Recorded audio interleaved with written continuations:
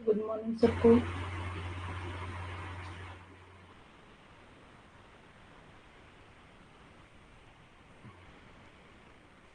एक दो minute wait कर लेते हैं, बाकी लोग भी आ जाएं।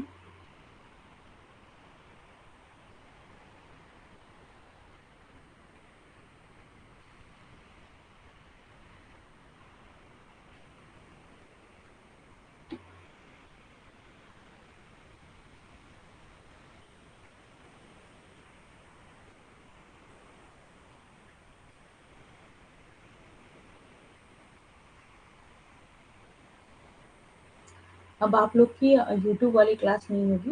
ओके, तो रेगुलर आपकी क्लासेज अब ऐप पे होगी। और जो ऐप की क्लास है वो क्लास 2 दिन हफ्ते में यूट्यूब पर जाएगी। ओके,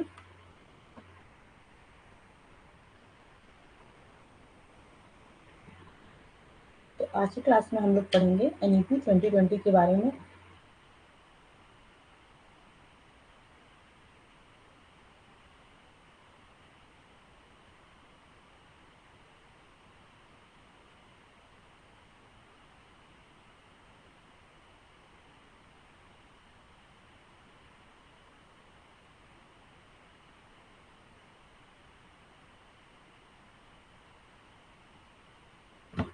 आप डेली ज्वाइन क्यों नहीं करती हैं? आप यूट्यूब पे आई थी ना 2 दिन।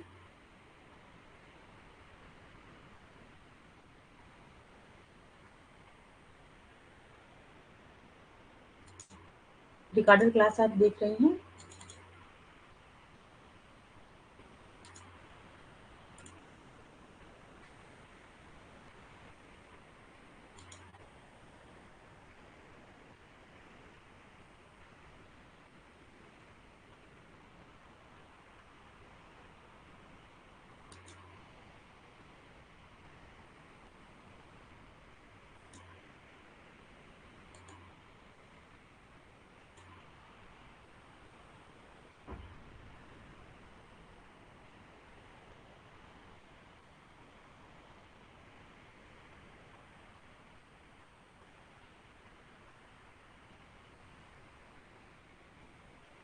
क्या हो गया?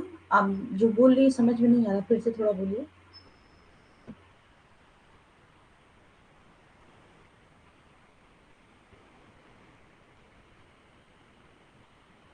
अच्छा, क्लासेस नहीं कर पाई तो अपनी पर्सनल चीज़ की वजह से नहीं कर पाई ना? या फिर आपको लिंक वगैरह नहीं मिल रहा, या फिर फिलर फॉर्म ऐप में कोई प्रॉब्लम आ रही है? बस मैं यही जानना चाहती हूँ।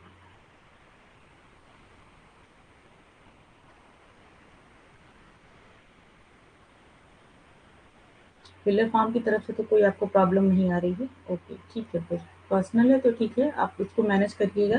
ओके, चलिए आज की क्लास हम लोग स्टार्ट करते हैं। तो आज की क्लास हम लोग पढ़ेंगे एनईपी के बारे में। तो सबसे पहले एनईपी का जो सबसे बड़ा अगर एक चेंज हुआ है तो वो हुआ है इनके स्ट्रक्चर में चेंज हुआ है। ओके, पहले क्या था? 10+2 था। और जब से एनईपी आया, एनईपी ने क्या प्रपोजल दिया कि कैसे करना है? 5+3+3+4। ओके, तो इसमें आप देख रहे हैं कि 5 ईयर का क्या बताया गया है? फाउंडेशनल स्टेज बताया गया है। और 3 ईयर का बताया गया है प्रिपरेटरी स्टेज बताया गया है। और उसके बाद क्या होगा? 3 ईयर का मिडिल स्टेज आएगा और उसके बाद 4 ईयर का सेकेंडरी स्टेज आएगा। तो इससे भी क्वेश्चन बनते हैं। आप ध्यान से देखिएगा कि आपसे पूछा जा सकता है कि किस स्टेज को क्या कहते हैं, या फिर स्ट्रक्चर के बारे में पूछना तो बहुत सिंपल हो जाएगा। तो शायद न पूछे, आपको स्टेज के बारे में पूछा जा सकता है, उसका नेम पूछा जा सकता है। और ये पूछा जा सकता है कि किस स्टेज पे किस क्लास से किस क्लास के बच्चे हैं और किस एज से किस एज तक के बच्चे हैं। तो आपको आप अपना नंबर यहाँ दे दीजिए, ग्रुप में ऐड हो जाएंगे। ओके, तो इसको आप चलिए देखिए कि जो 5 साल का इसमें बताया गया था, 5 साल को 2 पार्ट में डिवाइड कर दिया गया है। एक क्या हो गया है? 3 ईयर का, और दूसरा 2 ईयर का। जो 3 ईयर है इसमें क्या है? आंगनबाड़ी और प्री स्कूलिंग होगी, जैसे कि बाल वाटिका में। ओके, और जो उसके बाद 2 ईयर है उसमें होगा क्लास 1 एंड क्लास 2। मतलब कि 3 साल का आपको आंगनबाड़ी में, और फिर उसके बाद क्लास 1 और क्लास 2 में ट्रेनिंग दी जाएगी। इसको बोलते हैं फाउंडेशन स्टेज। इसमें एज क्या होगी? 3 से 6 साल। ठीक है, जब बच्चा 3 साल का हो जाएगा तो वो किस में रहेगा? आंगनबाड़ी में रहेगा। 3 से 6 साल वो आंगनबाड़ी में शिक्षा लेगा। और जब बच्चा 1 साल का, जब उसको क्लास 1 की शिक्षा देनी रहेगी, तो उसके बाद वो फिर उसकी स्कूलिंग वहां से शुरू होगी। ओके, तो 2 साल तक वो जो स्टेज कहलाएगा वो बोला जाएगा फाउंडेशन स्टेज की 2+3। इसको भी अलग से इसको क्लियर करिएगा। ओके,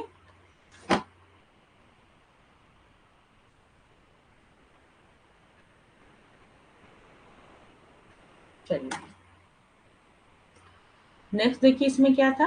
5 के बाद 3 ईयर का फिर इसमें डिवाइड किया गया। तो जो उसके बाद जो 3 ईयर हुआ उसमें होगा कि क्लास 3 to 5, जिसको बोला जाएगा प्रिपरेटरी स्टेज। तो क्लास 3 to 5 बच्चों को शिक्षा दी जाएगी और उनकी एज कितनी रहेगी? 8 to 11। ओके, सिंपल सा इसमें एक है कि आप सबसे ज्यादा क्या है कि आंगनबाड़ी का याद कर लीजिए। ओके, आपके आपके घर में बच्चे होंगे, अगल बगल बच्चे होंगे, तो उनको दिमाग में ला के याद करिए कि उनकी शिक्षा हमको आंगनबाड़ी से शुरू करनी है 3 साल की। ओके, और क्लास 1 की जो एजुकेशन होगी वो कब होगी? वो 6 ईयर से होगी। तो उसके बीच का आपको अच्छे से याद हो जाएगा कि 3 साल तक हमको आंगनबाड़ी में भेजना है। उसके बाद बच्चे जब 6 साल का हो जाएगा तब वो क्लास 1 में बच्चा जा पाएगा। जब ये नीचे का आपको स्टेज याद रहेगा, फाउंडेशन स्टेज क्लास का, तो आपको आगे का उसके हिसाब से आप काउंट कर लेंगे, फिर भूलेगा नहीं आपको। ओके, तो 3 ईयर आपने देखा। फिर उसके बाद जो 3 ईयर होगी वो बोलते हैं मिडिल स्टेज, इसको बोला जाएगा, जो कि आपका होगा क्लास 6 to 8। और एज कितनी होगी? 11 to 12 ईयर्स। और उसके बाद बच्चा किस में जाएगा? सेकेंडरी स्टेज में चला जाएगा। तो उसकी एज क्या होगी? जब बच्चा 14 to 18 ईयर का रहेगा तो सेकेंडरी करेगा। और क्लास क्या रहेगी? 9 to 12, जो कि 4 ईयर की रहेगी। ओके,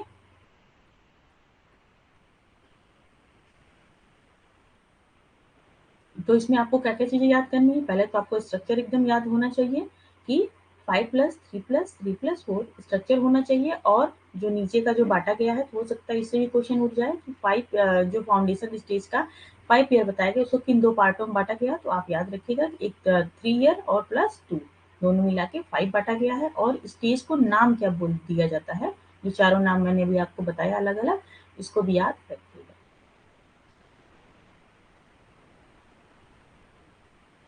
नेक्स्ट देखिए, आप इसमें देख लीजिए किस पे, किस चीज़ पे फोकस, किस स्टेज पे किस टाइप की हमको टीचिंग करानी है, उस पे फोकस किया जाएगा। फाउंडेशन स्टेज में जब बच्चा रहेगा 5 साल तक, तो उसको मल्टी लेवल, ठीक है, प्ले एक्टिविटी बेस्ड लर्निंग, उसको सिर्फ आप प्ले वे मेथड से स्कूल में शिक्षा देंगे। ओके, एक्टिविटी बेस्ड लर्निंग कराए। जैसे आप देखते हैं ना छोटे बच्चों को जो कराया जाता है, कोई चीज़ अगर उनको याद कराना हो तो राइम्स के माध्यम से कराया जाता है। और टीचर जो होती है खेल खेल के माध्यम से कराती हैं, थोड़ा डांस करा के, थोड़ा गा के, है ना। तो कुछ एक्टिविटी करा दी, जैसे कि मतलब कलर्स के बारे में उनको कुछ कराना, तो कलर से रिलेटेड कोई एक्टिविटी करा दी, या फिर बोलेंगे आज आप लोग रेड कलर का कपड़ा पहन के आओ, ये भी सब चीजें होती है ना। और स्कूल में उस दिन सारा रेड रेड चीजें होंगी। तो ये क्या है? ये उसका है कि एक्टिविटी बेस्ड हम लर्निंग करा रहे हैं। जब बच्चा थोड़ा सा बड़ा हो गया, ठीक है, तो वो किस में जाएगा? प्रिपरेटरी स्टेज में चला जाएगा। तो फिर क्या हुआ? तो अगला नेक्स्ट 3 ईयर क्या होगा? उसको प्ले वे मेथड से डिस्कवरी, थोड़ा सा उसको खोजने के लिए मतलब कहा जाएगा किसी भी चीज को। और प्ले वे मेथड से activity based on interactive classroom learning. Okay, class 1 के बच्चों का आप इसमें ध्यान से रखे देखिएगा। इसमें नहीं नहीं, प्रिपरेटरी स्टेज तो क्या है? क्लास 3 से है। क्लास 3 से आपका क्या है? 5 है। ओके, तो उन लोगों को थोड़ा सा बच्चे बड़े हो जाएंगे, थोड़ा सोचने समझने की क्षमता उनके अंदर ज्यादा हो जाएगी, तो उनको डिस्कवरी लर्निंग की, एक्टिविटी बेस्ड लर्निंग की और इंटरेक्टिव क्लासरूम लर्निंग की व्यवस्था की जाएगी उसमें। फिर उसके बाद क्या हो जाएगा? Middle stage. अगला 3 ईयर बच्चा किस में रहेगा? मिडिल स्टेज में रहेगा, जो कि क्लास 6 to क्लास 8 के बच्चे रहेंगे। तो उनको देखिए किस हिसाब से ट्रेनिंग दी जाएगी। उनको एक्सपेरिमेंटल लर्निंग करने को बोला जाएगा कि साइंस वगैरह की फील्ड में आप क्या करिए? एक्सपेरिमेंटल, अपने से एक्सपेरिमेंट करिए। और उसके बाद मैथमेटिक्स की, आर्ट्स की, सोशल साइंस की और ह्यूमैनिटीज की हमको पढ़ाई करानी है उसमें बच्चे को। अब देखिए, उसके बाद आपका नेक्स्ट जो 4 ईयर लास्ट का जो बचा, सेकेंडरी स्टेज में बच्चा आ गया, तो इसमें हम क्या करेंगे? मल्टी डिसिप्लिनरी स्टडी कराएंगे, मतलब अलग अलग डिसिप्लिन की हम स्टडी कराएंगे। ठीक है, और बच्चे के अंदर ग्रेटर क्रिटिकल थिंकिंग को बढ़ावा देंगे, flexibility and student choice of subject रखेंगे उसमें।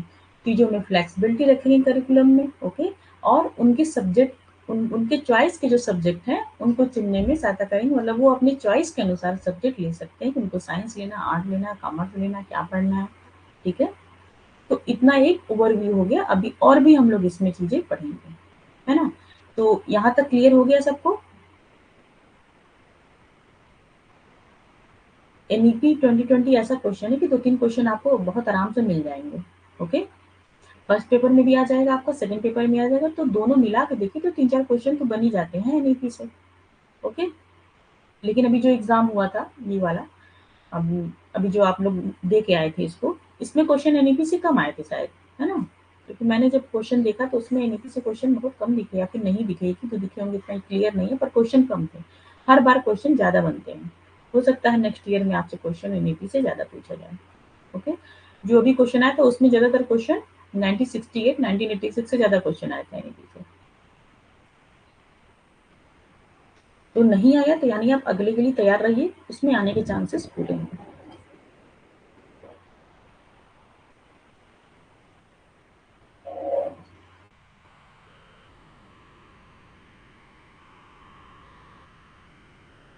ओके, चलिए फिर क्लियर है तो फिर चलिए अब इसको हम लोग थोड़ा, हमने एक ओवरव्यू ले लिया, अब इसको अब डीप में पढ़िए कि क्या क्या चीजें इसमें होती हैं, कैसे क्या हुआ, okay.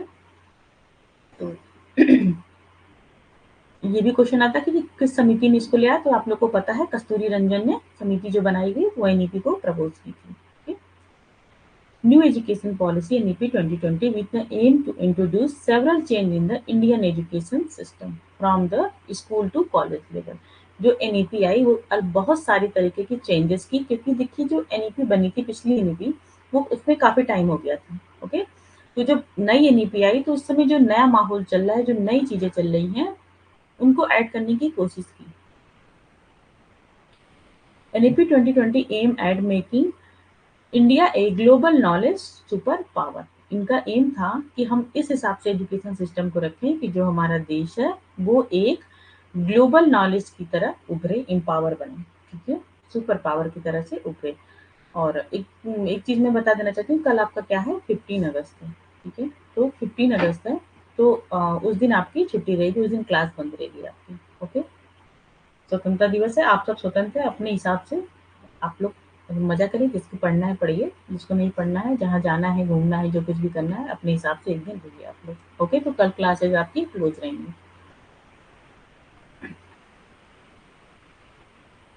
The cabinet has also approved the renaming renaming of the Ministry of Human Resource Development। पहले क्या था, MHRD, Human Resource Development, okay, ministry of human resource development, उससे फिर ये क्या हो गया, मिनिस्ट्री ऑफ एजुकेशन हो गया। तो नाम भी चेंज हुआ। तो कभी कभी ये भी क्वेश्चन इसमें पूछा जाता है। और MHRD का तो फुल फॉर्म आया है पिछली बार भी, बहुत बार भी, ठीक है, और भी अदर एग्जाम में भी पूछा जाता है।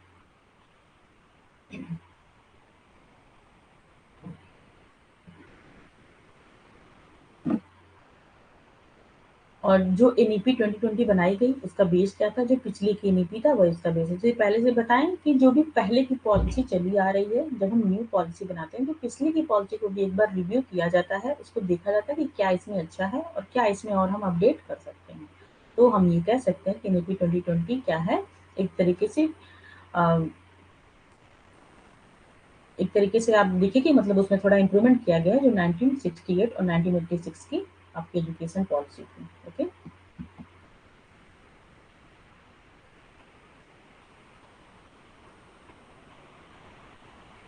हिंदी में भी देख लीजिए कि इसका क्या है, कॉलेज से लेकर स्कूल स्तर तक के इसमें कई बदलाव किए गए, जिसका उसका लक्ष्य क्या था कि भारत को एक वैश्विक ज्ञान का महाशक्ति बनाना था, ओके। और ये भारत की आज़ादी के बाद का क्या है, तीसरा सबसे बड़ा सुधार है। और इनका जो बेस है वो क्या है, 1986 और 1968 के द्वारा जो दो शिक्षा नीतियां पहले लाई गई थी वो इसका बेस है, और उसी में सुधार करके ये स्ट्रक्चर बनाया गया है, ठीक? अब एक-एक करके देखिए कि किसके लिए क्या बोला गया है। स्कूल एजुकेशन, है ना? स्कूल एजुकेशन की जो बात हुई है, इसके लिए रिकमेंडेशन दिया गया है कि universalization of education from preschool to secondary level with the 100% gross enrollment ratio, जिसको बोलते हैं शॉर्ट में GER, okay, in school education. हमको 2030 तक अपना जो एजुकेशन उसका क्या करना है, यूनिवर्सलाइजेशन करना, मतलब सबको शिक्षा का अधिकार मिले, जितने भी बच्चे हैं प्री स्कूल से लेकर सेकेंडरी लेवल तक के बच्चों का 100% इनरोलमेंट होना चाहिए। ओके, तो आप इसमें क्या याद रखेंगे कि प्री स्कूल से लेकर सेकेंडरी स्कूल वाले बच्चों का 100% इनरोलमेंट कब तक बताया गया, कब तक टारगेट रखा गया है, 2030 तक रखा गया। ओके, एक क्वेश्चन यहाँ से आप इसको देखिए। नेक्स्ट देखिए, to bring 2 crore out of school children back into the main stream, कि 2 करोड़ बच्चों को हमको मेन स्ट्रीम से जोड़ना है। ठीक है, कि मतलब कि जो बच्चों स्कूल नहीं जा रहे हैं उनको स्कूल तक ले आना है। सारे बच्चों को हमको प्राइमरी से प्री प्राइमरी से आंगनबाड़ी की इसमें बात हुई है कि प्री प्राइमरी से लेकर सेकेंडरी लेवल तक सारे बच्चों को हमको शिक्षा देनी है और उनको मेन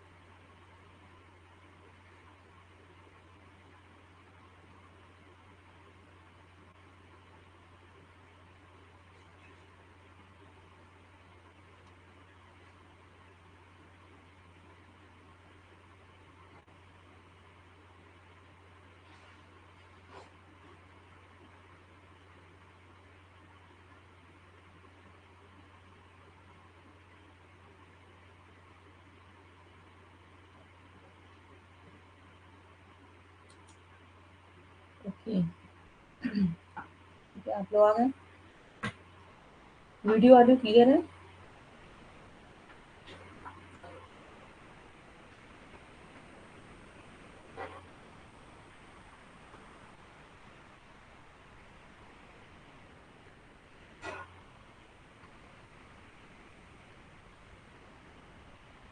ओके, ठीक है, थैंक यू।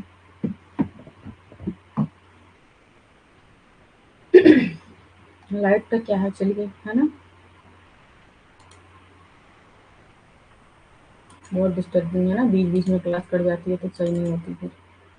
चलिए, एक बार फिर से आप लोग रेडी हो जाइए।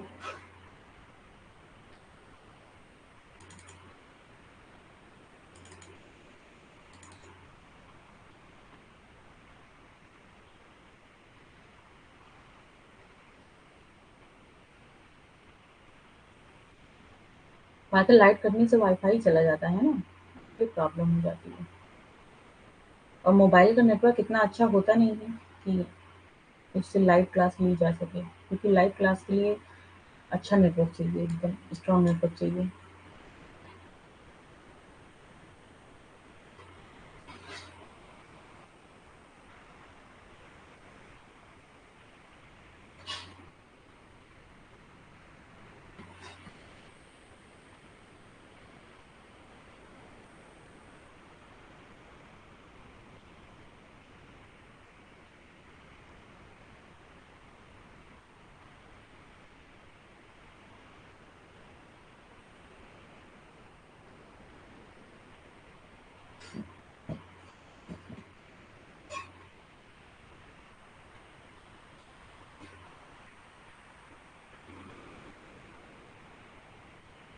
क्या हो गया, आपकी ड्यूटी कम हो जाती है?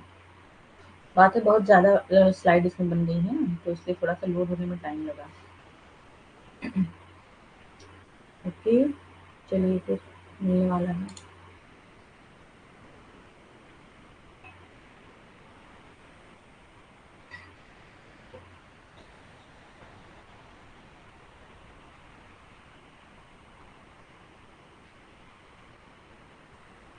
हम लोग बात कर रहे थे स्कूल एजुकेशन की। ओके, ये वाली स्लाइड पढ़ रहे थे ना?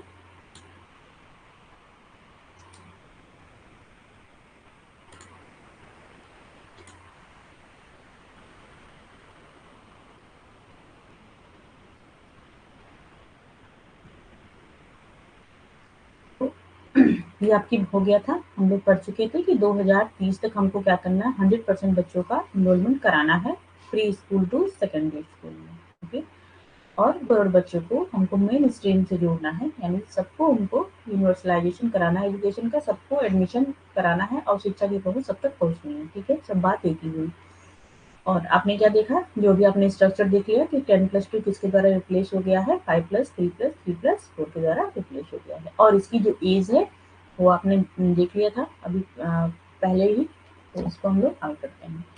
ओके, हिंदी में देख लीजिए कि 2030 तक स्कूली शिक्षा को हमको 100% करना है सकल नामांकन अनुपात, यानी जो ग्रास एनरोलमेंट रेशियो, उसको हिंदी में बोलेंगे सकल नामांकन अनुपात, कि सारे लोगों का हमको ग्रास रूट लेवल पे, मतलब कि कोई भी न बचे, जमीनी स्तर पे हमको सारे लोगों का एडमिशन कराना है स्कूल में, प्री स्कूल से लेकर सेकेंडरी स्कूल तक सारे बच्चों का एडमिशन हो, और 2 करोड़ बच्चों को मुख्य धारा से जोड़ना है। बाकी ये आपने पहले ही देख लिया था। अब आप नेक्स्ट देखिए इसमें, it will be bring the uncovered age group of 3 to 6 year under school curriculum, which has been recognized globally as the crucial stage for development of mental faculties of a child। जो बच्चे छोटे होते हैं, यानी जो क्या है 3 से 6 साल के बच्चे हैं, उनके करिकुलम में हमको क्या करना है, ऐसी चीजें डालनी है कि जो बच्चे का एक जो मेंटल लेवल है उसको डेवलप करे। ठीक है, ये बहुत ही, क्योंकि ये बहुत ही क्रूशियल स्टेज होती है डेवलपमेंट की, कि हम जैसा बच्चों को सिखाएंगे वैसा बच्चा सीखेंगे। तो इस स्टेज में हमको बच्चों को थोड़ा अच्छे तरीके से सिखाना है, थोड़ा संभल के सिखाना है, और जो उनके अंदर जो चेंजेस आ रहे हैं, क्योंकि बच्चा शुरू शुरू में स्कूल जाना शुरू करेगा, जब वो क्लास थर्ड में होगा, तो उस स्टेज पे हमको ज़्यादा ध्यान देना है। यानी जो आंगनबाड़ी, जो बाल वाटिका होते हैं, ज़्यादातर देखेंगे कि उनके 2 विद्यालय होते हैं, एक होता है गाँव में होता है और एक प्राइमरी स्कूल में भी उनका चलता है। तो 2 तरीके से चलता है, तो जिसको गाँव में सुविधा है, जो बच्चे बहुत छोटे हैं, नहीं जाना चाहते हैं, उनके लिए गाँव में सुविधा कराई जाती है, और या फिर जिनके पास स्कूल है, वो बच्चे स्कूल जाना चाहते हैं, ठीक है? तो उनके लिए वहाँ सुविधा कराई जाती है। ऐसा क्या आप लोग के यहाँ भी है? मतलब जो यूपी के हैं, उनके यहाँ तो ऐसी सुविधा है, बाकी जो अदर स्टेट के हैं, उनका हो सकता है वैसा ना हो, लेकिन यूपी में ऐसा होता है। It will also have 12 years of schooling with the 3 year of anganwadi pre schooling. Okay, तो 12 साल की हमारी स्कूलिंग होगी और इसमें 3 साल का जो आंगनबाड़ी और प्री स्कूल जोड़ा गया, यानी टोटल कितना है 15 ईयर होता है। Class 10 and class 12 board examination to make easier. इसमें ये बताया गया है कि जो हम बोर्ड एग्जाम लेते हैं, जो पहले होता था कि एक बार बोर्ड एग्जाम होता था, है ना? आपने भी वही दिया है कि जब हमारा सेमेस्टर क्या पूरा हमारा ईयर एंड होता था, तब हमारा बोर्ड एग्जाम होता है। हम लोग बोलते थे ना कि 10th का बोर्ड है, 12th का बोर्ड है। तो इसको थोड़ा सा इजियर बनाया गया है। अब क्या होगा कि एग्जाम 2 बार में होंगे, सेमेस्टर वाइज। जैसे आपने देखा नहीं, सेमेस्टर ब्रेक हो रहे हैं, इसमें एग्जाम हो रहे हैं अभी, जो इस बार से शुरू होने वाला है। तो अब उस तरह बनाया जाएगा। इससे ये होगा कि बच्चों के रटने पे कम फोकस किया जाए, जो चीज़ें बच्चे सीखें उसका एग्ज़ाम दें, फिर आगे नेक्स्ट चीज़ों को सीखें। ओके? तो इसका कुछ न कुछ मेरी नज़र में कुछ न कुछ इसका डिसएडवांटेज भी है, कि बच्चों का क्या है कि याद करने पे ज़्यादा फोकस नहीं रहेगा, कि एक बार जो चीज़ें पढ़ ली है, उन चीज़ों को चलो एग्ज़ाम देके काम खत्म करो, फिर बच्चे वो चीज़ को भूल जाएँगे। जैसे हम लोग हैं कि हम लोग का जो 12th का एग्ज़ाम होता था, आप लोगों ने दिया, तो आपका जो 11th का था और 12th का, दोनों का सिलेबस एक साथ मिला के आप 12th का एग्जाम देते थे, होता था ना? ऐसे ही होता था एग्जाम, कि दोनों सिलेबस से क्वेश्चन आते थे, 11th से भी आते थे, 12th से भी आते थे। तो इससे क्या कि बच्चे ज्यादा पढ़ते थे, 12th का भी पढ़ते थे और 11th का भी पढ़ते थे, अपनी बुक्स वगैरह को अच्छे से रखते थे, अपने नोट्स को रखते थे, कि हमको इसका एग्जाम देना, हमको इसको अच्छे से देख के चलना है, आगे हमको इसी से नंबर मिलने वाला है। अभी का क्या है कि आपने 6 मंथ पढ़ाई की, आप एग्जाम दे रहे हैं, है ना? तो इससे क्या है कि थोड़ा-सा चीज़ों पे ये भी है कि लोगों का फ़ोकस पढ़ाई पे थोड़ा कम होगा। एक तरीके से ऐसा मुझे लगता है कि ये थोड़ा कहीं न कहीं सही भी नहीं है ना? क्या आप लोग को भी ऐसा लगता है? कि ये जो सेमेस्टर ब्रेक का चला है कि 6 महीने में सेमेस्टर ब्रेक होगा और आपका एग्ज़ाम लिया जाएगा, मतलब एक साथ आपका 1 साल वाला एग्ज़ाम नहीं होगा। इन्होंने बताया है कि एग्ज़ाम को साल में 2 बार लिया जाएगा, बोर्ड एग्ज़ाम होगा, एक साथ नहीं होगा। यह 3 से 6 वर्ष के क्या है, जो बच्चे हैं, यस मैम, ये सही नहीं है। हाँ, वही बात है कि बच्चे क्या है कि थोड़ा दूर भागेंगे एजुकेशन से, है ना?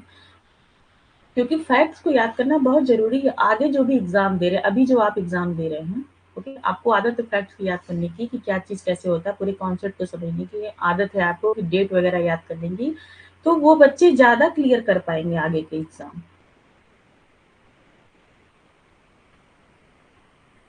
हाँ, ऐसा ही तो सुना है मैंने कि मतलब अभी तो आया था ना कि बोर्ड एग्ज़ाम होने वाले हैं, कि मेरे अगल-बगल साथ में तो कोई है नहीं घर का, इसलिए ज़्यादा चीज़ें क्लियर नहीं रहती हैं। लेकिन सुना था कि अभी जल्दी बोर्ड का एग्ज़ाम आ गया, कि पता नहीं कब, शायद अगस्त चला था, सितंबर वगैरह कि अक्टूबर वगैरह में है, कुछ ऐसा सुना था कि बोर्ड एग्ज़ाम आने वाला है। हाँ, बोर्ड ही लेगा प्रॉपर्ली, यही तो सुना था। जैसे बोर्ड एग्ज़ाम पूरी प्रॉपर्ली होता था, उसी तरह होगा इनका सेमेस्टर वाला। हाँ, तो ये थोड़ा-सा ये भी है कि बच्चे आगे चल के कैसे फैक्ट को याद रखेंगे, कैसे चीज़ों को उनकी आदत पड़ेगी, क्योंकि अभी क्लास 9-10 के जो बच्चे हैं, ठीक है? जो आप सेकेंडरी की बात कर रहे हैं कि क्लास 9 के लिए क्लास 12 की, तो उनके बच्चे बहुत अभी छोटे हैं, है ना? अब हम लोग की एज और उनकी एज में तो बहुत अंतर है ना? तो जब हमारी एज तक वो आएँगे, चीज़ों को फाइट करेंगे, तो उनको प्रॉब्लम होगी, कि उनको आदत नहीं है इतना चीज़ों को दिमाग में भर के चलने की, इतना प्रेशर झेलने की।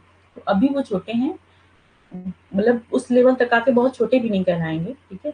तो इतना वो प्रेशर ले सकते हैं, उनके जीवन में अभी और कोई प्रेशर नहीं है, सिर्फ़ उनको पढ़ाई ही करनी है, और कोई प्रेशर नहीं है। तो तब वो नहीं ले पाएँगे, तो आगे चल के फिर क्या कर पाएँगे, है ना? कॉम्पिटिशन वगैरह में कैसे फाइट कर पाएँगे बच्चे?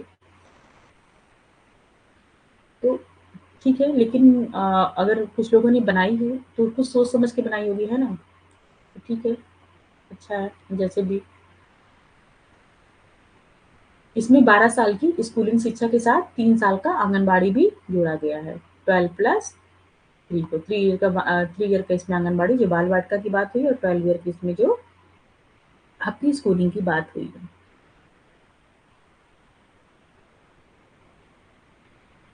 हाँ, तो सेकंड सेम सेम में उनका फुल सिलेबस नहीं होगा। उनका ऐसे होगा कि जैसे कि 10th का एग्ज़ाम 6 महीने का कोर्स आपने पढ़ा, उसको कवर करके आपको एग्ज़ाम देके खत्म कर देना। बच्चे क्या करेंगे, किताब कॉपी बंद कर देंगे और अगले वाले में 6 ईयर पढ़ेंगे, अरे 6 मंथ पढ़ेंगे, फिर वो देंगे। जैसे कि आप दिए थे सेमेस्टर वाइज़, आपने भी अगर आपके स्कूल में रहा हो, अब तो शायद अब हो गया, आपके समय में नहीं था। जैसे मैंने एमएड किया तो उसमें सेमेस्टर वाइज़ था, ठीक है?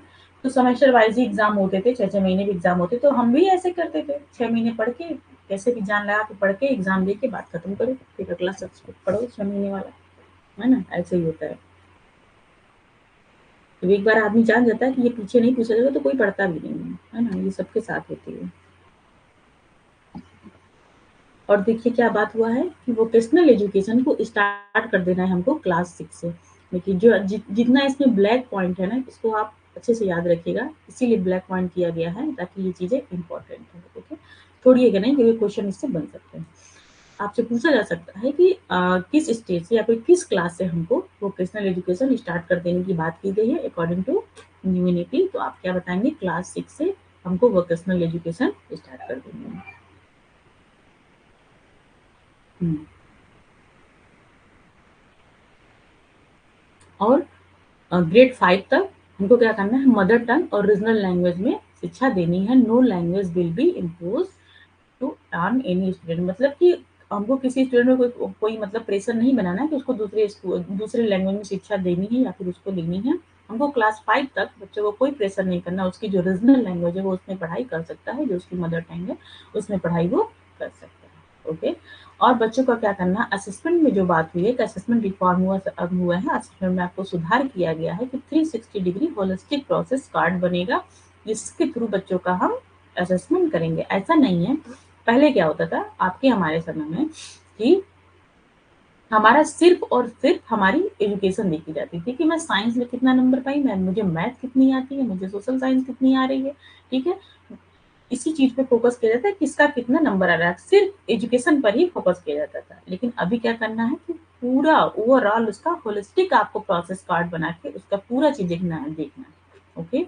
उसकी हर एक अचीवमेंट को आपको ट्रैक करना है और उसको देखना है कि हो सकता है बच्चे के अंदर एक्स्ट्रा करिकुलर एक्टिविटी ज़्यादा है, वो खेल में अच्छा है, वो म्यूज़िक अच्छा कर रहा है, वो गा रहा है अच्छा, वो डांस अच्छा कर रहा है, उसके अंदर वोकेशनल एजुकेशन के ऊपर ज़्यादा लगाव है, वो चीज़ों को और ज़्यादा वहाँ पे बेटर कर रहा है, तो उसके हर एरिया को उसमें देख के, ठीक है, उसके अंदर प्रैक्टिकल नॉलेज अच्छा है, वो प्रैक्टिकली चीज़ों को अच्छा कर रहा है।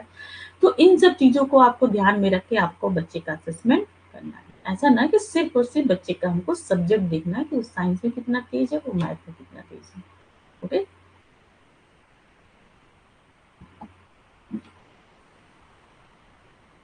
इंटर्नशिप के साथ कक्षा 6 से व्यावसायिक शिक्षा शुरू कर देनी है और कम से कम ग्रेड 5 तक उसको मातृभाषा या क्षेत्रीय भाषा में पढ़ाई करानी है और बच्चे का 360 डिग्री हमको मूल्यांकन करना है।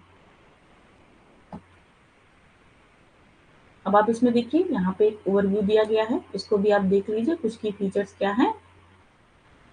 इसमें ये बताया गया है कि 6% जीडीपी का हमको एजुकेशन पे खर्च करना है, ओके? और ministry of human resource development, जो कि रीनेम हो गया मिनिस्ट्री ऑफ द एजुकेशन में, जैसा आपने पढ़ चुका है। और इसमें टेक्नोलॉजी की बात की है कि हमको डिजिटल एजुकेशन को इसमें ज़्यादा प्रमोट करना है, एजुकेशन का डिजिटलाइजेशन करना है। जैसे कि मान लीजिए आप देखेंगे कि बहुत सारे पोर्टल वगैरह लॉन्च हुए, ठीक है? स्वयं हुआ और आपका जो दीक्षा पोर्टल लॉन्च हुआ, तो ये सब इन्हीं सब एनईपी के अंदर ये सब पोर्टल आए हैं, ई लाइब्रेरी बहुत सारी खोली गई है। तो इससे यही होगा कि बच्चों का थोड़ा बच्चों का मतलब डिजिटल हमको एजुकेशन से जोड़ा जाएगा, ठीक है? स्कूल एजुकेशन का क्या-क्या है? तो जो मैंने पढ़ा दिया वही है, लेकिन एक एक जगह आपको दिख जाएगा थोड़ा-सा चार्ट में, तो अच्छा लग रहा था, ठीक है? कि 2030 तक हमको क्या करना है, 100% उसका एडमिशन करना है बच्चों का, ठीक है? मतलब सारे बच्चे हमको 2030 तक उनको सेकेंडरी एजुकेशन तक जोड़ा जा सके, okay? Mission to ensure literacy and numeracy skill by 2025, ठीक है? 2025 तक ये रखा है कि सारे बच्चों को हमको लिटरेसी मतलब साक्षरता और न्यूमेरिकल मतलब गणितीय चीज़ों का नॉलेज हमको देना है। ठीक है। इसके तहत एक स्कीम लाई गई, किसी को पता है, जो कि है लिटरेसी और न्यूमरेसी पे। मैंने पढ़ाया भी था पिछली क्लास में, मतलब पिछला बैच में पढ़ाई थी उसको। कौन सी स्कीम लाई गई थी कि हमको लैंग्वेज का और मैथमेटिक्स का नॉलेज देना है, ठीक है, साक्षरता।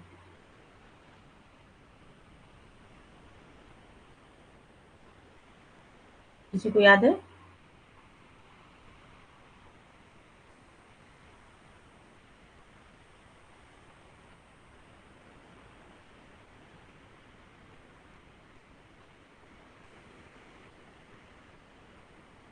याद है किसी को? नहीं याद है? निपुण भारत का नाम सुना है आप लोग?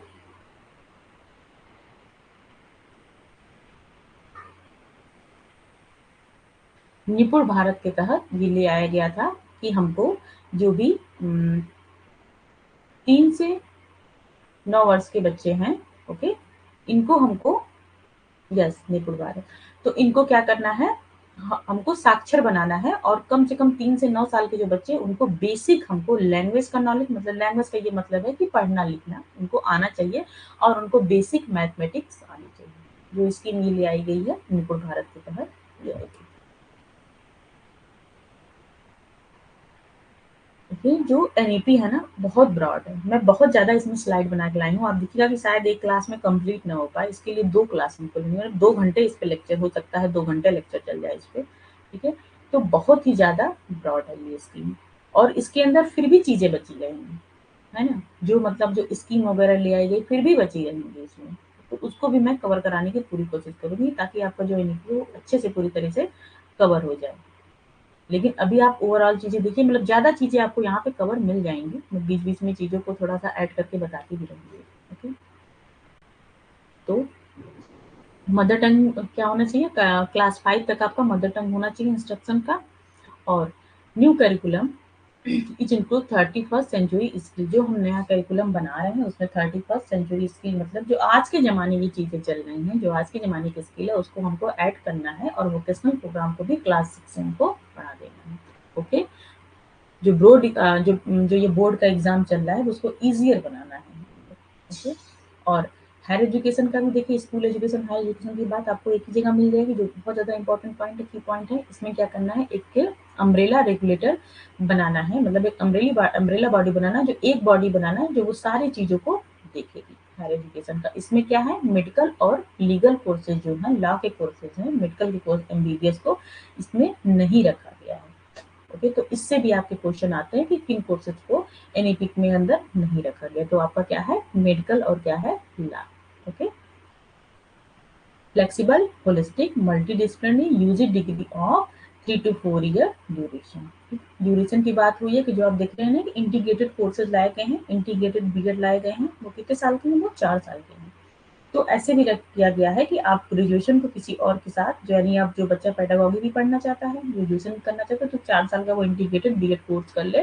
तो इसमें क्या है, चीज़ों की फ्लेक्सिबिलिटी भी हो जाएगी, और मल्टी अप्रोच को भी इसमें बढ़ावा दिया जाएगा कि कम समय में बच्चों को ज़्यादा पढ़ाई करा दी जाएगी, और बच्चों को क्या है, होलिस्टिक डेवलपमेंट पे भी ध्यान दें। और क्या है, 1 से 2 ईयर का पीजी प्रोग्राम लॉन्च हुआ है, और नो एमफिल। आपको पता है कि एमफिल पूरी तरह से हट गई है, एमफिल नहीं करना है।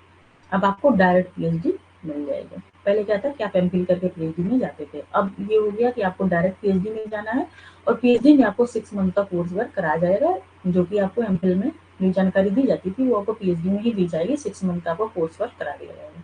ये पहले भी होता था, लेकिन एमफिल भी लोग करते थे। हायर एजुकेशन का देख लीजिए आप। हायर एजुकेशन में क्या बताया गया, यही क्वेश्चन आप में आया था, है ना, कि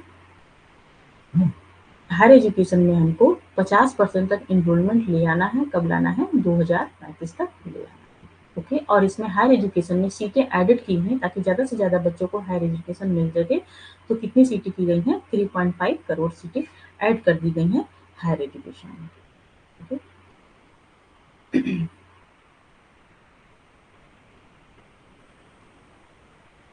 अभी का क्या चल रहा है, एनरोलमेंट जो रेशियो चल रहा है हायर एजुकेशन में, वो कितनी है, 26.3% चल रहा है, लेकिन हमको इसको 50% तक ले जाना है।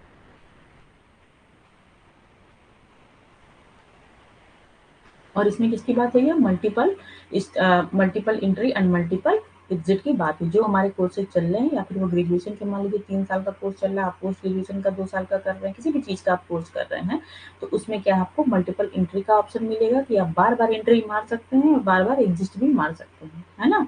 जब आपका मन करे आप आइए स्कूल, जब आपका नहीं मन कर रहा आप मत आइए, आप छोड़ दीजिए, आप घूमिए, है ना? ये भी सब सही है, आप बताइए? तो इसमें का क्या है कि अगर मान लीजिए 3 ईयर का कोर्स चल रहा है, ओके? तो पहले साल आपने पढ़ाई की और आपने छोड़ दिया, तो आपको क्या मिलेगा? डिप्लोमा मिलेगा, ठीक है? और पहले साल का आपने 2 साल कोर्स किया तो आपको क्या मिला? सर्टिफिकेट मिल गया, ठीक है? और आपने 3 साल का कोर्स किया तो पूरा आपको डिग्री मिली, है ना? तो पहले आपको डिप्लोमा मिला, फिर सर्टिफिकेट मिला, फिर आपको क्या मिला है? डिग्री मिली, ओके? तो ये बताइए कि आप आपको तो पता है आपके देश की पॉपुलेशन कितनी है, गरीबी कितनी है, पढ़ाई कैसे चल रही है, सब आप देख रहे हैं, ठीक है? आप लोग इस जनरेशन के, सब आपको पता है। आजकल आप देख रहे हैं कि बीए कितने सारे बच्चे किए हैं, बीए या फिर बीएससी करिए या फिर फिर आप ग्रेजुएशन का कोई भी कोर्स करिए, बीटेक करिए, ठीक है? तो कितने सारे बच्चे ये करके बैठे हुए हैं। तो क्या जिसको डिप्लोमा 1 साल करके डिप्लोमा की डिग्री मिल गई, उसको नौकरी मिलेगी या फिर जो तीनों करके बैठा हुआ है, उसको मिलेगी? है ना? बस खाली कुछ फील्ड में ये कोर्स अच्छे हैं, कुछ मतलब कभी-कभी ये अच्छा कहलाएगा, लेकिन हर बार ये अच्छा नहीं है। क्योंकि आप 2 साल का पढ़ लिए, आपको सिर्फ़ सर्टिफ़िकेट मिला और कितने सारे बच्चे, आप कहीं आजकल इंटरव्यू देने जाएँ, तो आप देखिए कितनी मारा-मारी मची है ना? कितने सारे बच्चे सब कुछ करके बैठे हुए हैं और उनको जॉब नहीं मिली, तो आपको क्यों कोई जॉब देगा? अगर आप सिर्फ़ डिप्लोमा किए हैं, सर्टिफ़िकेट किए हैं, नहीं हो पाएगा। हाँ, फिर आप कहीं और चले जा रहे हैं, 2 साल का किसी भी कारण से आप छोड़ दे रहे हैं, तो 2 साल बाद ना फिर वहाँ आके पढ़ने का मन भी नहीं करता है किसी का, फिर वो चार्म नहीं रह जाता है पढ़ाई का।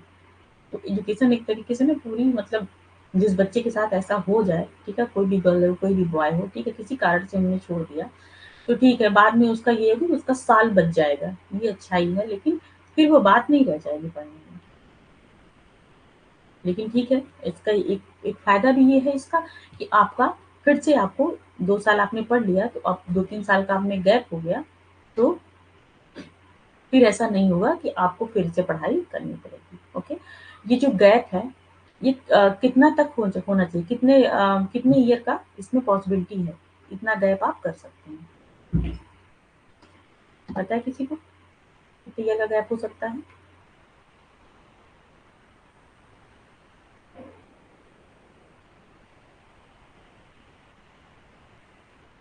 तो हिंदी में देख लीजिए कि हमको जो उच्च शिक्षा की बात हो रही है, हायर एजुकेशन की बात हो रही है, तो जो हायर एजुकेशन को 2035 तक हमको 50% बढ़ाना है। और इस समय कितना चल रहा है, रेशियो चल रहा है 26.3% इस समय चल रहा है, जो हमारे हायर एजुकेशन में बच्चे जा रहे हैं, ओके?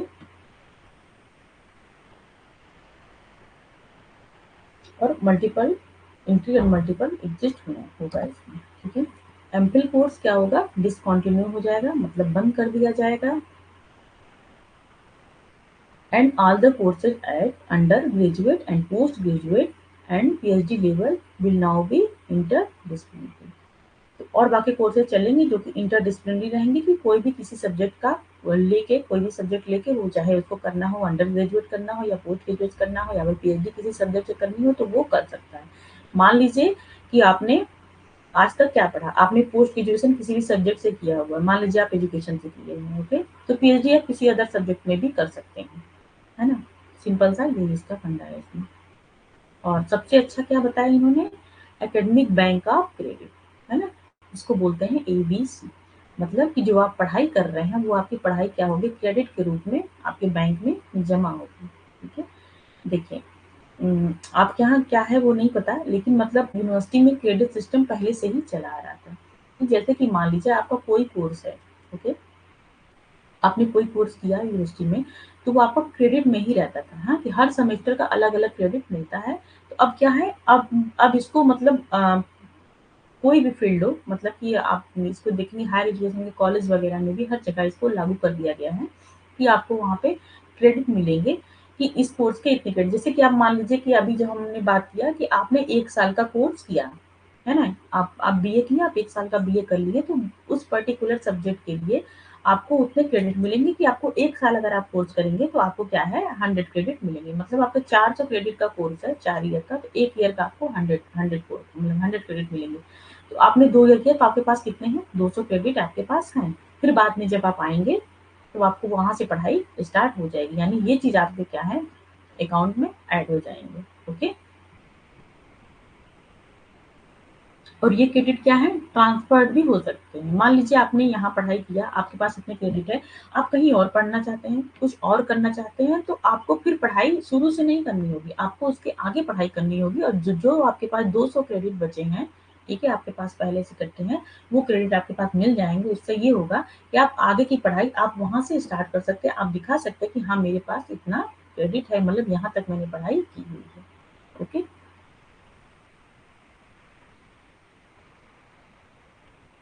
इसमें देखिए तीसरा इंपॉर्टेंट पॉइंट क्या है, MERU multidisciplinary education and research university बनाई जाएगी। MERU as par the IIT IIM to be set up as model of best multidisciplinary education of global standard in country.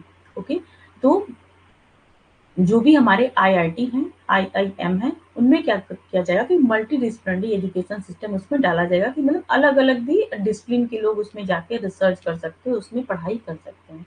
जैसे कि आप देखेंगे कि जो आईआईटी वगैरह है, ठीक है? उसमें आप मतलब बहुत सारे आईआईटी मुझे पता है कि उसमें चाहे एनआईटी हो, चाहे आईआईटी हो, उसमें अब एजुकेशन का डिपार्टमेंट खोला जा रहा है। पहले ऐसा नहीं था। उसमें एजुकेशन भी पढ़ाई जा रही है। पहले क्या थी वहाँ पे मतलब टेक्निकल चीज़ों की पढ़ाई हो रही है, ओके?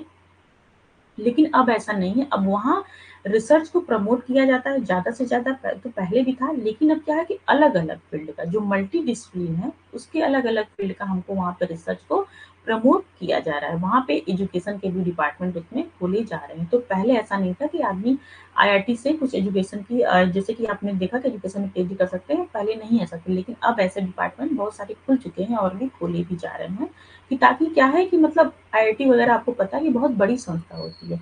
वहाँ पे अगर हमको रिसर्च करना है, तो वहाँ पे ज़्यादा फैसिलिटी है अदर टू किसी कॉलेज, ठीक है? अगर वो स्टेट यूनिवर्सिटी या फिर कॉलेज है, तब तो वहाँ की हालत बहुत ज़्यादा खराब रहेगी, ठीक है? तो उसका क्या है कि आईआईटी के कंपैरिज़न में तो ये सब की हालत ज़्यादा ही खराब है ना? तो इसलिए क्या है कि हमको रिसर्च, इनोवेशन पे ज़्यादा फोकस करना है, तो अलग-अलग डिसिप्लिन के हमको डिपार्टमेंट वहाँ पे खोलने हैं, जिससे हमारा रिसर्च के फील्ड में अलग-अलग इनोवेशन हमको पता चले, रिसर्च के फील्ड में हम ज़्यादा अच्छा कर पाएँ ग्लोबली तरीके से, ओके? और अगर आप बात करेंगे कि सबसे ज़्यादा अगर इनोवेशन कहीं हो रही है, कहीं रिसर्च पेपर पब्लिश हो, रिसर्च पेपर का म पब्लिश का करने का मतलब ये होता है कि आपने किसी नए चीज़ को खोजा है, आपने इसमें रिसर्च किया है। तो भारत पता है, भारत तीसरे नंबर पे है, सबसे ज़्यादा रिसर्च पेपर पब्लिश करने में। तो हम बहुत अच्छा काम कर रहे हैं, बहुत तेज़ी से हम लोग आगे बढ़ रहे हैं एजुकेशन के फील्ड में। ये बहुत बड़ी बात है कि इतनी बड़े देश में अगर सबसे ज़्यादा रिसर्च पेपर पब्लिश हो रहे हैं, तो वो इंडिया के पब्लिश हो रहे हैं। तीसरे नंबर पे इंडिया चल रहा है।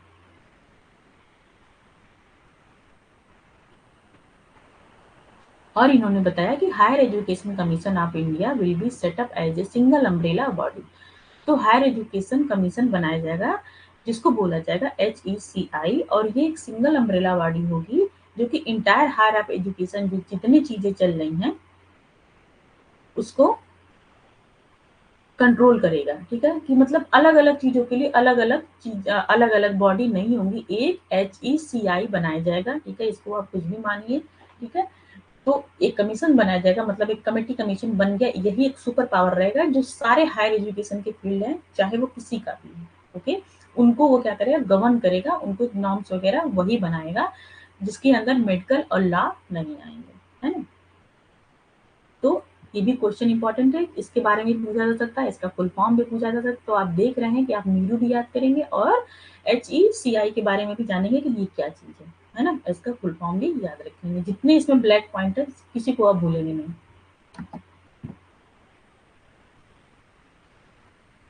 एमफिल का पाठ्यक्रम क्या है? बंद कर दिया जाएगा, है ना? और पीएचडी के विभिन्न पाठ्यक्रम उसमें अलग-अलग स्नातक, स्नातकोत्तर के भी खोले जाएँगे, अलग-अलग डिसिप्लिन के, ओके? और क्रेडिट का हस्तांतरण भी होगा, ओके? तो क्रेडिट का स्थानांतरण भी होगा, तो मतलब जो आप क्रेडिट पा रहे हैं उसको आपको आज नहीं कल कहीं और भी आपका काम आ जाएगा। ओके, और जितने आईआईटी स्कूल खुल रहे हैं, जो आईआईटी है, आईएमए है, उसमें हम भी मल्टीडिसिप्लिनरी चीज़ों को खोलेंगे। इससे क्या है कि रिसर्च के फील्ड में हम और आगे बढ़ सकें। और भारतीय उच्च शिक्षा आयोग HECI होगा, जो कि सारे हायर एजुकेशन को वो देखेगा। ओके,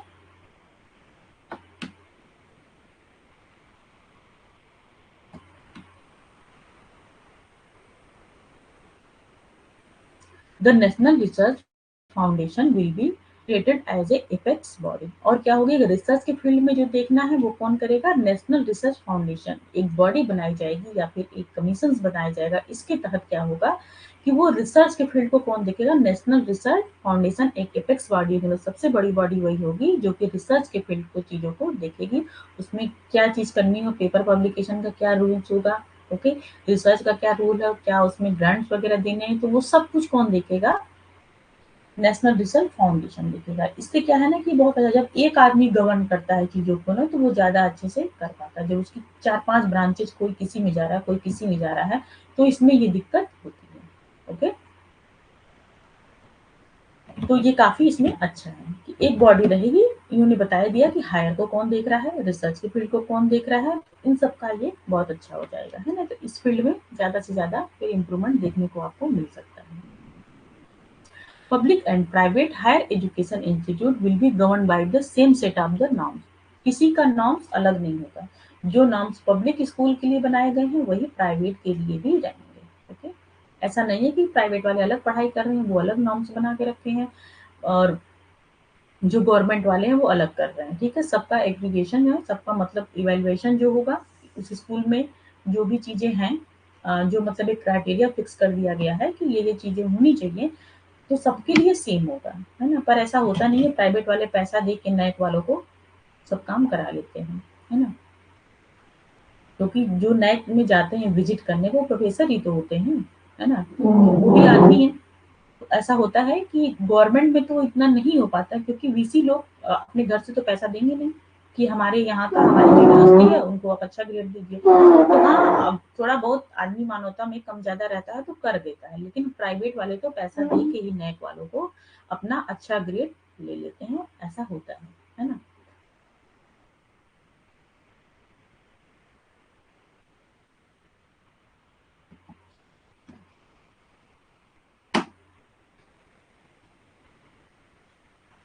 उच्च शिक्षा में एक मजबूत अनुसंधान संस्कृति को बढ़ावा देना और अनुसंधान क्षमता के निर्माण के लिए एक राष्ट्रीय अनुसंधान फाउंडेशन बनाया जाएगा। ओके, सार्वजनिक और निजी उच्च शिक्षा संस्थान को क्या है, जो उनकी मान्यता है, जो उनकी मापदंड है, वो सेम ही रहेंगे। ठीक है,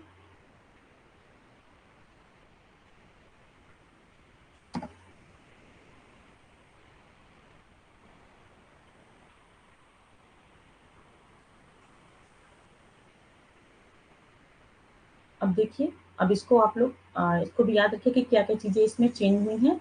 national higher education regulatory council, ठीक है, काउंसिल क्या है, तो इसका फुल फॉर्म आपको आ सकता है, इसलिए मैं इसको एक जगह रख दी हूँ। जनरल एजुकेशन काउंसिल बनाई जाएगी फॉर स्टैंडर्ड सेटिंग के लिए। फंडिंग के लिए क्या हो जाएगी, जो कि हायर एजुकेशन ग्रांट काउंसिल बनाई जाएगी, नेशनल एजुकेशन काउंसिल। तो एक चीज याद रखिएगा, पहले आपका क्या था, नैक, ठीक है, नैक ऐसे था, and double A C, okay, national assessment aggregation council थी, लेकिन अब वो क्या हो गया है, सिर्फ नैक हो गया है, नेशनल एग्रीगेशन काउंसिल, है ना। तो ये भी चीजें इसमें याद रखिएगा, बाकी फुल फॉर्म आप याद रखिएगा, हो सकता है आपसे पूछ दिया जाए। नहीं, ये सेपरेट है, यूजीसी से अभिज्ञान सेपरेट है। Okay,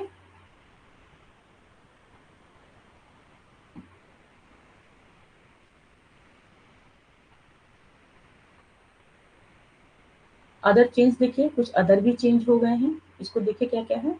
An autonomous body, the National Educational Technology Forum (NEFT) will be created to provide a platform for the free exchange of ideas. एक हम प्लेटफॉर्म बनाएंगे, नेशनल एजुकेशन टेक्नोलॉजी फोरम, ठीक है। इसमें ये होगा कि सब लोग, जैसे जितनी भी यूनिवर्सिटी, चाहे वो स्टेट हो, चाहे वो कॉलेज हो, चाहे वो सेंट्रल यूनिवर्सिटी हो, ठीक है, चाहे वो डीम्ड हो, कोई कोई भी चीज हो, उसमें क्या है, इसके तहत सब लोग अपने-अपने जो नए-नए टेक्नोलॉजी आ रहे हैं, जो रिसर्च पेपर हो रहे हैं, ठीक है? बाकी चीज़ों की कैसे प्लान करना है, एडमिनिस्ट्रेशन कैसे करना है, अपनी लर्निंग को एनहांस कैसे करना है टेक्नोलॉजी के थ्रू, इस फोरम पे आके सब लोग अपने-अपने आइडिया को क्या करेंगे, शेयर करेंगे। ओके? तो सब लोग आके अपनी-अपनी आइडिया यहाँ पे शेयर करेंगे। इससे क्या होगा कि हमको अलग-अलग फील्ड का नॉलेज होगा कि वहाँ पे क्या नया हो रहा है, हम क्या नया नहीं कर पा रहे। इससे कॉम्पिटिशन भी होगा लोगों के अंदर और लोग क्या करेंगे और अच्छा अपने फील्ड में करने की कोशिश करेंगे। ओके? तो ये भी याद रखिएगा कि क्या बात हुई थी, नेशनल एजुकेशनल टेक्नोलॉजी फोरम की बात हुई। एक फोरम बनाया जाएगा जहाँ पे सब लोग अपने आइडिया को एक्सचेंज करेंगे। ओके?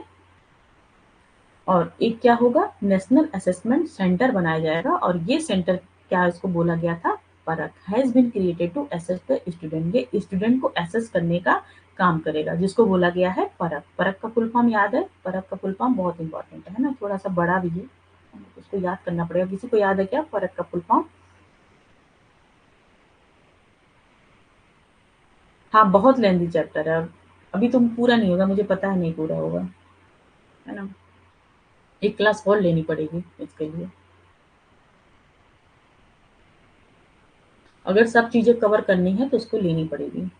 और एक क्लास अभी मैं नहीं लूँगी क्योंकि अभी थोड़ा उसका क्या होता है, मतलब पीपीटी बोलिए या फिर मटेरियल जो भी बोलिए आप, वो अभी मुझे कवर करने में थोड़ा टाइम लगेगा, 2-3 दिन का टाइम लगेगा उसमें, कम से कम 2 दिन तो लगेंगे, लेकिन मैं ट्राई कर रही हूँ कि एनईपी के अंदर जो भी स्कीम आई है, ठीक है, जितना मेरी पहुँच पहुँच पाए, ठीक है, जहाँ तक मैं पहुँच पाऊँ मतलब, क्योंकि बहुत सारी स्कीम है, सब तक नहीं पहुँचा जाता है, लेकिन जो इम्पोर्टेंट स्कीम है जहाँ तक मैं पहुँच पाऊँ उस स्कीम को एक साथ रखती हूँ। ओके?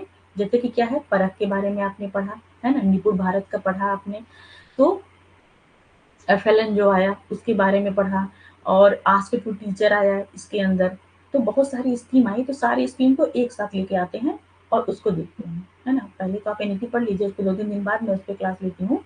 उसको अच्छे से पहले इकट्ठा करके उसको बना लो पीपीटी, तो आप लोग को वहाँ से सारी स्कीम पता चल जाएगी। तो कभी-कभी ये होता है कि स्कीम के बारे में भी पूछा जाता है, किसी स्कीम का फुल फॉर्म क्या है, ठीक है? तो ये सब चीज़ें नहीं, सो नहीं रहा है कोई, सब लोग सो रहे हैं क्या? अभी मैं पूछी हूँ परख का, ठीक है, मुझे पता है परख का फुल फॉर्म नहीं याद होगा, ठीक है? तो क्योंकि बहुत थोड़ा-सा टफ है, आप उसको याद रखिएगा, ठीक है? उसका फुल फॉर्म होता है performance assessment review and analyse of a, knowledge for holistic development. Okay? तो थोड़ा बड़ा है, आप इसको कहीं लिख लीजिएगा या फिर मैं जब बताऊँगी, तो वहाँ पे मैं आपको बता दूँगी पूरी अच्छी तरीके से। ओके? परफॉर्मेंस को पी फॉर क्या है? 1 मिनट। परफॉर्मेंस को हमको क्या करना है, असेस करना है, फिर उसका हमको रिव्यू देना है and analyse the knowledge, A for analyse, K for knowledge, the holistic development. Okay, बच्चे का हमको पूरा तरीके से असेसमेंट करना है, फिर उसका रिव्यू करना है, फिर उसकी नॉलेज को हमको एनालाइज करना है कि उसका होलिस्टिक डेवलपमेंट कितना हुआ। ये आपका है फर्क, है ना? एक जगह जब सारी स्कीम आ जाएगी ना तो अच्छा लगेगा पढ़ने में भी, आपका नोट्स भी अच्छा से तैयार हो जाएगा।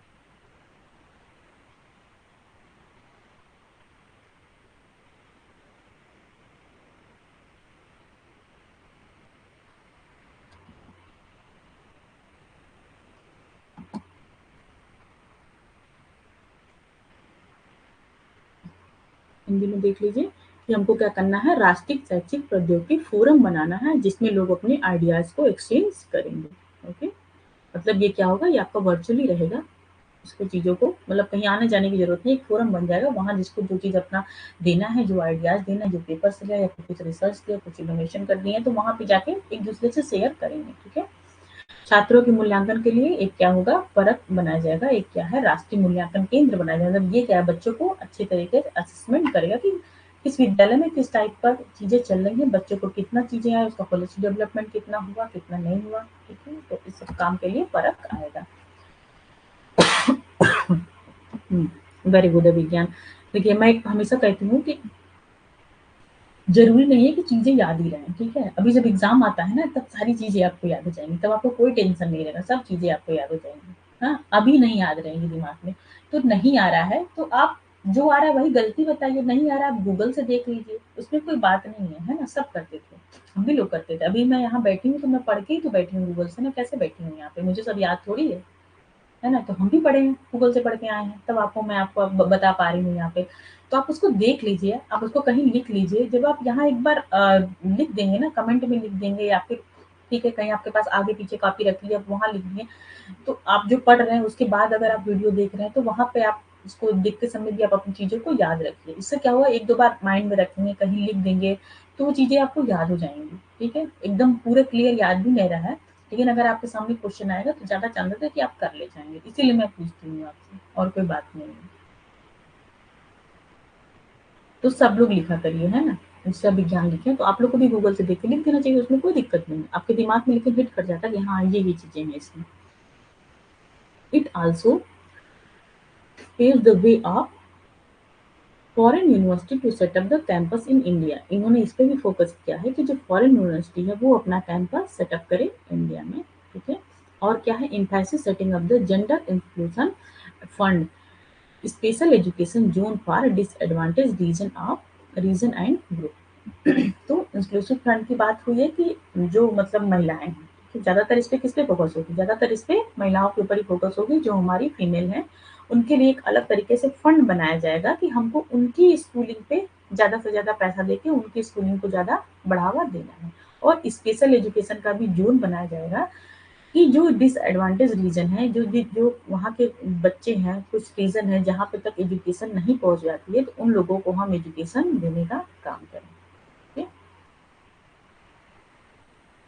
National institute for Pali Persian and प्राकृतिक, इंडियन इंस्टीट्यूट भी translation and interpretation to be setup, एक सेटअप बनाया जाएगा जो पाली पर्शियन और प्राकृतिक भाषा हमारी चलती है उनके लिए एक नेशनल इंस्टीट्यूट बना देगा, वहाँ उनकी पढ़ाई होगी और बाकी चीजों का वहाँ पे एक ट्रांसलेशन भी किया जाएगा। मतलब सब मिला के कि पाली पर्शियन और प्राकृतिक पर भी हमको जोर देने की बात है। मतलब इसमें क्या है ना कि फॉरेन लैंग्वेज जैसे ये सब तो अपने देश की है, ठीक है? नहीं, प्राकृत तो हमारे यहाँ की है, लेकिन पाली और पर्शियन बाहर की है, तो उसपे भी हमको जोर देने की, इसपे क्या है ना कि फॉरेन लैंग्वेज की, जैसे कि आप फ्रेंच की शिक्षा बच्चों को दीजिए, ठीक है? फ्रेंच वगैरह की आप देखेंगे कि जब कभी आप साउथ की तरफ जाएँगे, तो वहाँ पे फ्रेंच एजुकेशन का बहुत कल्चर है ना? लोग बहुत ज़्यादा फ्रेंच सीखते हैं। क्योंकि मैं गई हूँ, तो मैं वहाँ देखी हूँ कि वहाँ पे बहुत सारे आपको इंस्टीट्यूट ऐसे मिल जाएँगे जो फ्रेंच सिखाएँगे, ओके? उसका कुछ रीज़न है, जो मैं बाद की क्लास में बताऊँगी क्या बात है वहाँ का, ठीक है? ऐसा मैंने सुना है यूट्यूब पे। तो तो जो हमारी किया फॉरेन लैंग्वेज है, उसपे सब मिला के हमको फ़ोकस करने का काम किया जाएगा, ओके? हाँ, बुद्धिज़्म पाली है, लेकिन पाली की भाषा मतलब फॉरेन वाले लोग भी इसको अडॉप्ट किए हैं, okay? It also aim to increase the public investment in education sector, जो आपको पता है, मैंने पहले ही बता दिया कि कितना है, 6% आपको जीडीपी का देना। लेकिन आपसे ये पूछा जाता है कि करंट इस समय कितना चल रहा है, तो करंट का कितना चल रहा था, 4.6, है ना? लेकिन अभी जो इसके पहले जो बजट पास हुआ उसमें 6% जीडीपी का दिया गया है। तो चलिए आज की क्लास में इतना ही रखते हैं, आगे का हम लोग नेक्स्ट क्लास में देखते हैं, ओके? क्योंकि 11 बज गया है ना? और कुछ लोग को दूसरे प्लेटफॉर्म पे भी जाना होगा, तो वो जा सकते हैं।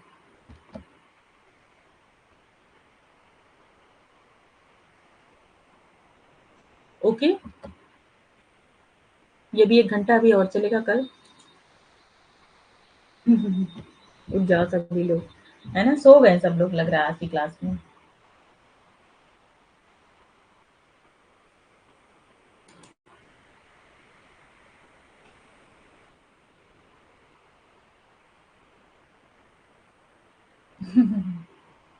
हुँ,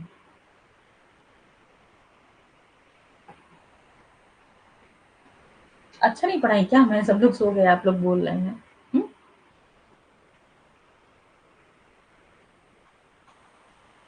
क्लास ठीक लगी आप लोग को? सही में रुसुलाई एकदम क्या बोलते हैं, मतलब नींद आ गई आप लोग को?